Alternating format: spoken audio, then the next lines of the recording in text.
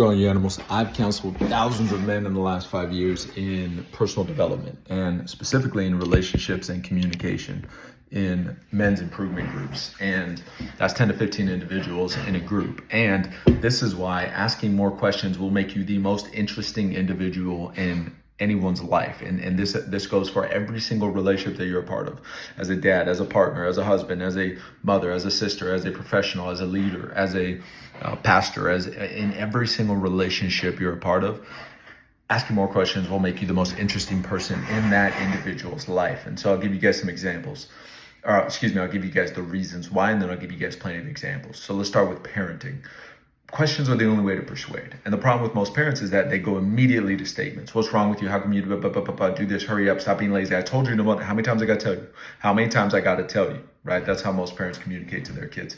We don't do things that are anyone else's ideas. We only do things that are our own ideas. And this is why, a great therapist will have somebody sit on the couch, and instead of telling them in 2 minutes, which they normally can, yeah, you should break up with them, that's abusive. Or, yeah, you should probably take the risk. It makes sense. Stop being scared or whatever, right? Like any good friend would, right? We could see things clearly when it's not our own emotions.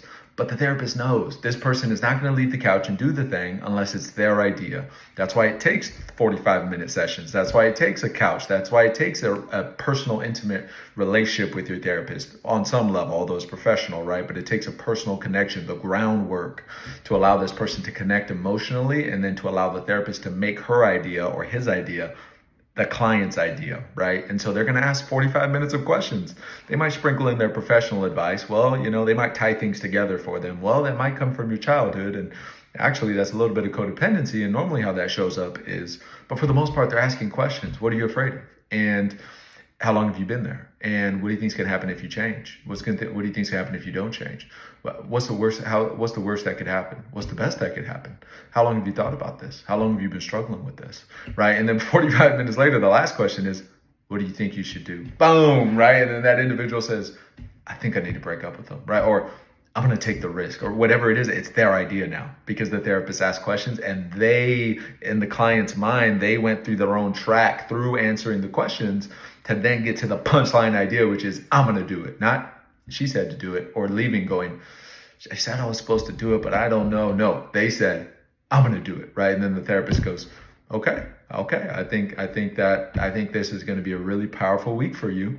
Let's talk about how this goes next week. Right. So even then it's not confirming, because you don't want to take their idea and then make it back yours again, or make it seem like it's yours again. Right. So even then it's just sort of a soft agreement, right? Of, yeah, if that's what you think, I think this is going to be a transformative week for you, right? And so it's not masterful communication by the best therapist, right? Same thing in sales, right? Persuasion. So questions will allow us to persuade in parenting and in professionalism and in leaderships as pastors. If we want to get somebody to do something, whether it's for their best interest, our best interest, both, buy something, change a behavior, agree with us, whatever it is, we have to use questions. And this is why questions will make us the most interesting person in that person's life, because that's why people become so attached to their therapist, because they don't realize that they go in there for affirmation and guidance for things that they already know in their heart, right? And that therapist allows those ideas to become their own and come out of them without knowing the psychology of what's happening. And that's why they love their therapist, and they leave feeling so relieved after, because they're leaving with their own righteous mindset in terms of, I know what to do and I'm in control. So the therapist is not selling them healing. It's the therapist is selling them autonomy and independence and control, that I can heal myself, right? And that's what the therapist is selling. That's what the therapist is helping. That's what they're doing. Same thing with the best leaders. Same thing again with the best parents, right? Low-level parenting is, do this, don't make me punish you. That does not get action out of kids, right? And it will if we go to an abusive level, because they're scared, right?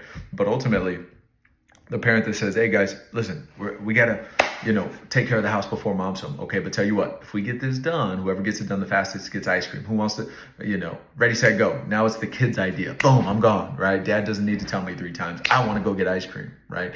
The best dad and the best leaders at work, right? The best way to influence your team. Guys, what are we feeling? What are we seeing on the job? Anybody have ideas? Any quicker ways to do it? John, that's a great idea. No bad ideas, guys. Jim, what do you got? Susie, let's hear it, right? The best leaders ask questions. Guys, what do you think? Let's get ownership from the team, right? So they invest. So The best leaders, the most interesting bosses we've ever worked for, they cared and they asked questions more than they spoke and they told and they directed. The best parents do it, the best therapists do it. So asking questions is the best way to persuade, the only way to persuade, because giving someone the idea like direct advice never works. This is why people give us advice and we don't leave the relationship. This is why people give us advice and we got to go bang our head into the wall before we realize, oh yeah, thanks man for the ladder. I should have listened, right? So that's number one. The second thing is question makes somebody feel so acknowledged and seen and heard, because nobody cares about us as much as us, right? So everybody wants to talk about themselves. And so we can absolutely flip that on its head by giving somebody that euphoric vent that we can give them when we're truly engaged and asking a lot of questions. And so this is, again, friendship, parenting, professional, in any realm. And there was an interesting study where they had an interviewer grab people on the street, and people that did not know they were being studied, they later then asked after the conversation, if they want to give feedback, right, and be a part of the study. But initially they didn't know they were being studied. So these strangers that were instructed to interview people and grab strangers and interview them, and they could only ask them questions, right? So they were meant to present it as a conversation. And so not, hey, can I interview you? But start a conversation. Hey, I'm Reno. And so that's how the interviewers were told to open the conversation, as a conversation. But after their name, or maybe one small opening statement, like I'm just looking for this, or I'm from around here, some tiny little bit of information, your name, and then one little tiny piece of information just to get into the questions. That's all the interviewers were allowed to say. They weren't allowed to share anything else. And more than 90% of the conversation, the interviewer was just asking questions. They then later go and grab these individuals and they ask them, do you want to give feedback? You're actually a part of a study. If you'd like to be, if not, no worries. And of the individuals that want to give feedback, it was only positive feedback. There was no negative feedback. There was neutral feedback, like, yeah, it was a good combo, or it was okay, or really positive feedback, right? So there was no negative feedback. It was mostly positive with some neutral, some less enthusiastic people.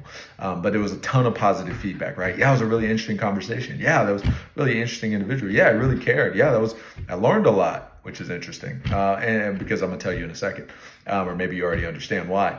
But it was only positive feedback. And the word interesting came up over 80% of the time. 80% of the people that were interviewed to give feedback on that individual said, yeah, he's really interesting, right? Interesting that word came up because they don't know anything about the individual. If that individual is interesting, 80% of people said that about the guy that they know nothing about other than his name and the little bit of info he was allowed to give. Before 90% of the conversation, he was just asking them questions. It's because people don't remember what they say. They remember how we made them feel. And they made them feel very seen. He made them feel very seen and heard and acknowledged and important. And he made them feel interesting because we're asking questions, right? He was interested. When we ask questions to people, we put them on a pedestal. Tell me more. And how'd you get there? And what's your story? And how many kids? And what are they doing? And what are they good at? So that's where we put them on a pedestal, and we're making them feel very interested. We're very interested in them. We're making them feel very interesting. And that's exactly what that interviewer did. And that's why 80% of those individuals came back and said, yeah, he's very interesting, even though they know nothing about him. And the opposite is true. We've all talked to the individual that only talks about themselves and is waiting for us to stop talking, and they're not even really responding in line with what we're saying. If we can all agree that is the worst communicator, and we all know those people because that is far more people because nobody has these skills, then the opposite must be true. And it's proven in all these studies and great books like How to Win Friends and Influence People. Everybody's favorite word is their name, right? So ask more questions, put them on the pedestal, make them interested. That's the second reason why questions will make you the most interesting person in everybody's life. One, is the only way to persuade. We teach people more about themselves. We're the best therapist and salesperson and dad and mentor in anyone's life, and coach in whatever realm we can persuade somebody to act. It's going to come through questions. And then secondly, we're going to make people feel the most important and interesting and acknowledged and seen and heard in a world where everybody's concerned with themselves, in a world where we're getting more disconnected every single day, in a world where nobody is actively invested in somebody else. That's the second reason why questions is going to make us the most interesting father, son, mother, partner, boss, leader, friend, cousin in everybody's life. And so, guys, that's why questions is the answer. And these are the type of topics and skills that I teach over the last 5 years in men's small self-improvement groups, personal development groups. And guys, this is life skills. These are fundamental things that we're not taught in school, that we should be taught in school, that nobody teaches us. And so we can execute, we can teach our kids, we can lead from the front. We can be the great motivators and leaders and coaches and bosses in every realm of leadership that we that we operate in, questions are always going to thicken our relationships, thicken our conversations. Better questions to ourselves, better reflections, better answers, better actions, better outcomes. Better questions to other people, better conversations, better intimacy, better connection, better emotion, better action, better relationships, right? So guys, thank you for watching this. Comment, like, subscribe, all the things. Been doing pretty good, busting out a YouTube video a day. I'm going to continue, and they're going to range through all areas of self-improvement, from fitness to finances to everything that's helped me improve my clients in my men's personal development groups, my fitness clients that have lost over 1,200 pounds, my financial clients that are absolutely growing their business and kicking butt and growing their investments and everything like that. And that's not financial advice, just sharing what I've done, and the individuals that have taken that on their own, decision making and have done well with that. That's amazing to see. So stay tuned for more of that as well. And everything else. Thank you guys for watching. Let's go.